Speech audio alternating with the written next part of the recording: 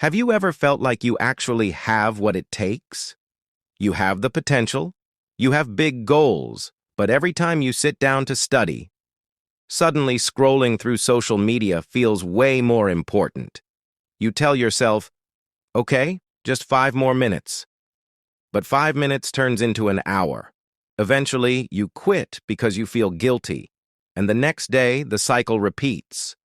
People might call you lazy, but honestly, that's not entirely true. What I noticed is, the problem isn't your intelligence, it's how your brain perceives the workload. You're stuck in a place where your goals are high, but your activation energy is too low. Today, we're going to break down how to trick your brain so that studying no longer feels like a chore. Why do we choose gaming or watching videos over studying? Scientifically, it's called an amygdala hijack. When you look at a pile of books or a massive exam syllabus, the emotional part of your brain treats it as a threat. Your brain can't tell the difference between being chased by a lion and studying calculus. Both cause stress, and the brain's natural response to stress is flight. You run to your phone, you run to food, or you run to sleep. What I noticed is, smart people often fall into the trap of perfectionism. Because you want to do well, you feel like the preparation has to be perfect. But since perfection is heavy, you don't start at all. Remember this, laziness is often just anxiety in disguise. Strategy 1. Micro-progress and the entry barrier. The first step to breaking this is lowering your starting standard until it feels ridiculous. Don't say, I'm going to study chapters 1 to 5 today. That's too heavy. Your brain will want to escape immediately. Instead, change it to, I'm just going to open the book and read the first paragraph. That's it. What I noticed is, after you read one paragraph, you're allowed to stop if you want. But here's the secret. The biggest obstacle is inertia.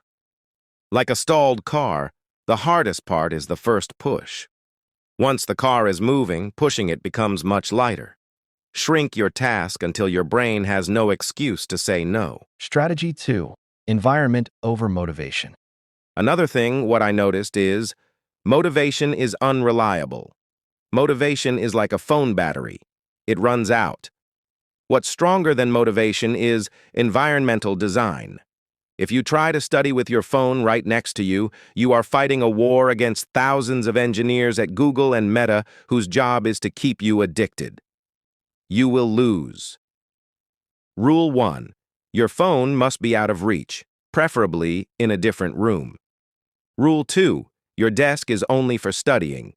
Don't eat or play games there. Let your brain build the association. When I sit here, it's time to work. Strategy 3. The 2-minute rule and the reward. Use the 2-minute rule. Promise yourself to work for only 120 seconds. What I noticed is, the hardest part isn't the work itself, it's the transition into the work. According to Newton's law, an object in motion tends to stay in motion. And don't forget to pay your brain afterward. The human brain is simple. If it receives pleasure after doing something, it will want to do it again tomorrow. Finish one chapter, then listen to your favorite song or take a short walk. Make studying an experience with a sweet ending rather than a burden that only ends when you're exhausted. So, for those of you who feel smart but are trapped in the hole of procrastination, stop blaming yourself. You aren't broken. You just need a better system. Don't wait for motivation to show up, because what I noticed is, motivation usually only arrives after we start working. Start small, start now, and watch how your life changes. If you found this helpful, don't forget to like and share this with a friend who's struggling to stay consistent.